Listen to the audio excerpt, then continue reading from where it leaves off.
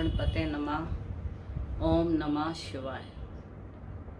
मेरे YouTube channel देखने वाले सभी दर्शकों को मेरा प्यार भरा नमस्कार। मैंने आपको अपनी पिछली वीडियो में बोला था कि मैं अगली वीडियो जो बनाऊंगी वो मृत्यु के ऊपर बनाऊंगी। जिस प्रकार सभी देवी देवता होते हैं, जैसे माँ दुर्गा के 9 रूप होते हैं, उसी प्रकार जैसे माँ दुर्गा ने के जब राक्षसों से युद्ध हुआ था, आपने दुर्गा सप्तशती में पढ़ा था, तो राक्षसों ने कहा था कि तेरे साथ तो बहुत सी लड़ाई करने के लिए देवियां हैं। तो माँ दुर्गा ने क्या कहा था, यह सब मेरी विभूतियां हैं। माँ के रूप थे, माँ के अंग में से वो विभूतियां निकल रही थी। तो उसी प्रकार जैसे माँ के रूप में सरस्वती गायन में भी है, और कहते हैं सरस्वती जीवा पे भी बैठती है। और कई लोग बोलते हैं कि जैसे इसकी वाणी में बड़ी सिद्धता है, तो वो होती है सरस्वती की। माँ सरस्वती जीवा पे बैठी है, गणपति बैठे हैं, तो उनकी वाणी सिद्ध होती है। तो उसी प्रकार स्कंद माता, काल माता, काल रात्रि, चंद्र घंटा, ऐसे सभी देवियों के अपने अपने रूप हैं। तो जब देवताओं में देवियों के रूप आए, तो मौत भी एक देवी है। आप उसको यह नहीं कह सकते कि वो देवी नहीं है, उसको भी एक कार्य मिला है। उसको कार्य क्या मिला है? उसको कार्य यह मिला है कि जो रोगी है उसकी मृत्यु के लिए, तो जब मृत्यु देवी को उसका कार्य दिया, तो उसने वो कार्य लेने से इनकार किया और कहा कि मुझे कोई भी अपने घर नहीं आने देगा। कौन मृत्यु को अपने घर आने देता है? तो उस वक्त ब्रह्मा जी ने बोला कि नहीं देवी, आपको भी लोग बुलाएंगे, आपका भी सम्मान होगा, आप भी देवियों में एक देवी हो। कैसे देवी? अब देखिए, आप खुद ही देख रहे हैं, जब किसी की अकाल मृत्यु होती है तो वहां पे मृत्यु देवी अपने आप पहुंच जाती है, उसको बुलावा नहीं आता। वो अकाल मृत्यु में खुद उसको कष्ट नहीं सहने देती। जैसे एक्सीडेंट हो गया, अब आदमी एक्सीडेंट में तड़पता है, तो अब उसकी मृत्यु लिखी है, तो मृत्यु देवी उसे खुद अपने आगोश में ले लेती है। और आपने ये भी देखा होगा कि जिनके घर में जिसको किसी को बहुत लंबी बीमारी होती है और वो 5 साल, 10 साल, 12 साल, 15 साल बीमारी में ही कट रहे होते हैं, और एंड में उसको काफी बीमारी आती है और उसका उठना, चलना, फिरना, खाना बंद होता है। तो लोग तो ये नहीं चाहते कि हमारे घर के किसी व्यक्ति की मृत्यु हो, लेकिन वो प्रभु से यह आराधना करते हैं, प्रभु इन्हें मुक्ति दो, प्रभु इन्हें मुक्ति दो, अपनी शरण में लो। वो क्यों बोलते हैं? क्योंकि उनसे अपने घर वालों का दुख देखा नहीं जाता, और जब उनसे अपने घर वालों का दुख देखा नहीं जाता, तो वो उसके लिए मुक्ति मांगते हैं। तो मुक्ति मांगने का मतलब कि जो मृत्यु की देवी है, वह उससे प्रार्थना करते हैं कि इनको नया चोला मिल जाए, इनको नया शरीर मिल जाए। जो ये इतना कष्ट यहां भोग रहे हैं, इनका ये कष्ट खत्म हो जाए। अब जैसे कोई कैंसर वाले हैं, अब कैंसर से कई लोग तो कोमा में भी चले जाते हैं, और बीमारी में भी कई लोग कोमा में चले जाते हैं। तो मैंने ऐसे बहुत से लोग देखे हैं कि जो उनके घर में बच्चा कभी ऐसे पैदा हो जाता है जिनके 2 सिर जुड़े होते हैं, या मेंटली उसका दिमाग काम नहीं करता, रिटायर होता है।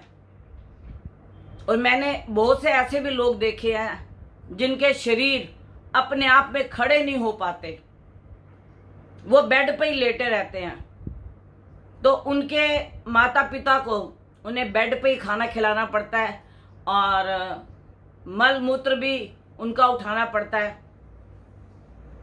माँ बाप कोई नहीं चाहता कि मेरा बच्चा ऐसी भी हालत में उसकी मृत्यु हो, लेकिन जब मेरे पास फ़ोन आते हैं, अभी मेरे पास एक किसी क्लाइंट का फ़ोन आया था, तो उनकी बेटी जन्म से ही नाभि के नीचे से पैरालाइज थी, जन्म से, जब उसने जन्म लिया तभी से, और उसके हाथ भी पैरालाइज थे।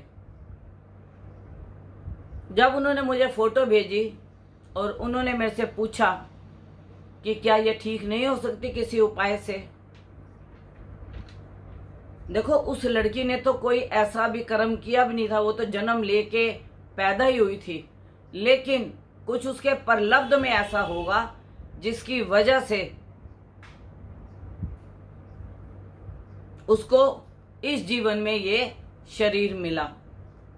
एक बार मेरे गुरुजी से बात हो रही थी, तो जब उनको देवी का साक्षात्कार हुआ, विशंबरा देवी का, तो उन्होंने माँ से पूछा कि माँ, यह व्यक्ति अंधा क्यों है? कोई व्यक्ति उनके लिंक में था। तो माँ ने बोला कि यह हक मैंने नहीं दिया किसी को निर्णय करने का, यह हक मेरा है। तो माँ ने उसका 3 जन्म पीछे का उसका जब जन्म दिखाया, तो जो उसने किया हुआ था, माँ ने बोला उसकी वजह से उसको 3 जन्म के बाद इस जन्म में सूरदास बनना पड़ा। तो चाहे सूरदास कोई हो, चाहे कैसा भी हो, माँ बाप कभी ये नहीं चाहते कि मेरा बच्चा मृत्यु के आगोश में आ जाए। लेकिन मृत्यु को जो कार्य सौंपा गया है, वो यही सौंपा गया है कि समय पे आकर,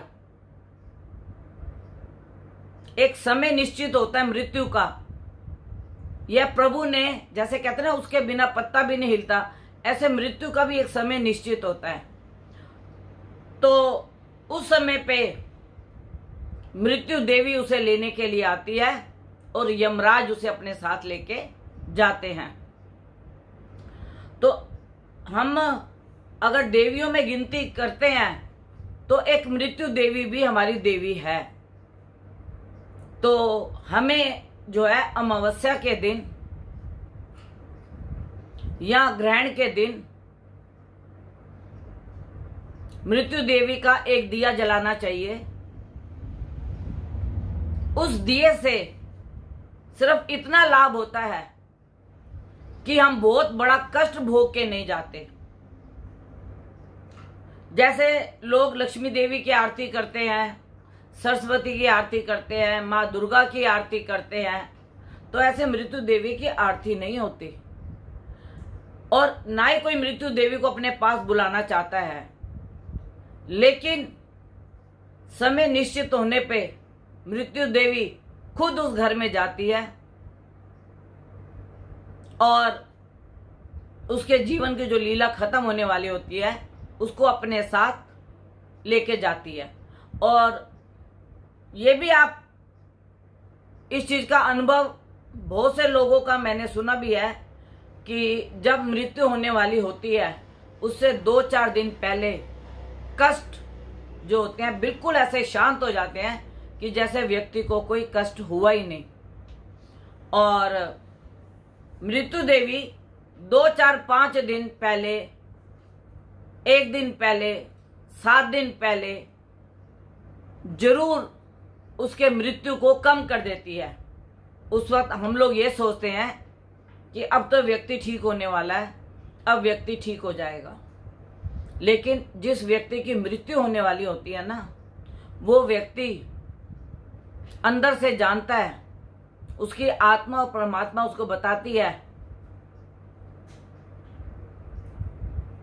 कि मेरा समय आ गया है। अगर हम उस वक्त रोकना भी चाहें तो हम रोक नहीं सकते। जिस प्रकार सब देवियां अदृश्य होती हैं, उसी प्रकार मृत्यु देवी भी अदृश्य होती है। बहुत से लोगों ने कांच के कमरे बनवाए, बहुत से लोगों ने यह देखना चाहा, साइंटिस्ट ने यह देखना चाहा कि कैसे व्यक्ति की मृत्यु होती है और कैसे शरीर से आत्मा निकल के जाती है। इस चीज को हम देखेंगे। जब हम देवी देवताओं को नहीं देख पाए तो मृत्यु देवी को हम कहां से देखेंगे। तो मेरा आपको आज जो YouTube पे मैं आई हूं, मैंने आपको सिर्फ यह बताना था कि देवियों में एक मृत्यु देवी भी है, जिसको कि हम उसको यह अधिकार, यह पद मिला है कि किसी को जो कष्ट होता है या किसी की जो मृत्यु होती है, उसकी आप मतलब आपको यह पद मिला है उसकी मृत्यु होने का। क्योंकि कहते ना कि पता नहीं कैसे मौत हो गई, पता नहीं कैसे मृत्यु हो गई, पता नहीं 1 मिनट में मृत्यु हो गई। अब जिनके हार्ट अटैक होते हैं या जिनके ब्रेन हैमरेज होते हैं, उनकी मृत्यु, कभी लंबे समय तक वो ब्रेन हैमरेज वाले बेड पे पड़े रहते हैं, उनके लिए नर्सें भी रखनी पड़ती हैं, 2-2 आयाएं भी रखनी पड़ती हैं। लेकिन कुछ दिनों के बाद घर वाले खुद ये प्रार्थना करते हैं कि इनको मुक्ति मिल जाए तो अच्छा है, नया जीवन मिल जाए तो अच्छा है। ये तो अपने होश में भी नहीं है या इस दुनिया में भी नहीं है, तो इनका जीने का क्या फायदा। तो यह ब्रह्मा जी ने ठीक ही कहा था कि मृत्यु देवी, तुम्हें भी लोग आएंगे और पुकारेंगे और बोलेंगे, और तुम जिसके घर जाओगी तुम्हें कोई रोक नहीं पाएगा, क्योंकि उस वक्त उस मृत्यु का समय होगा। तो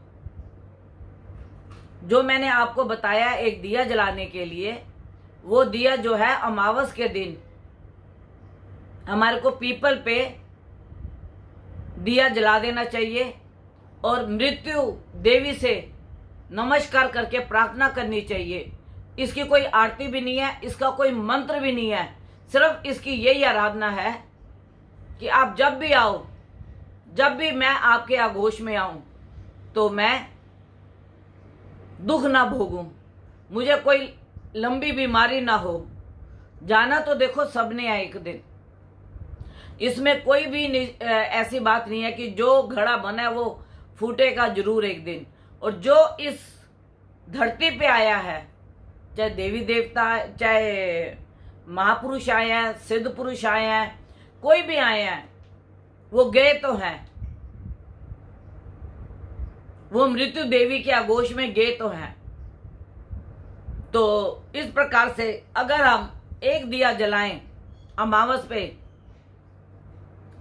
और उस दिन ग्रहण भी हो, जैसे आज चंद्र ग्रहण है, तो ग्रहण के दिन और अमावस के दिन अगर आप एक दिया मृत्यु देवी के लिए जलाएं, तो जितना मैंने अपने गुरुओं से जाना, एक नहीं बहुत से सिद्ध पुरुषों से जाना कि बेटा अमावस पे एक दिया जरूर, जैसे पितरों के नाम का जलाते हो ऐसे मृत्यु देवी के नाम का भी एक दिया जलाया करो, क्योंकि हमें भी उस देवी के पास जाना है।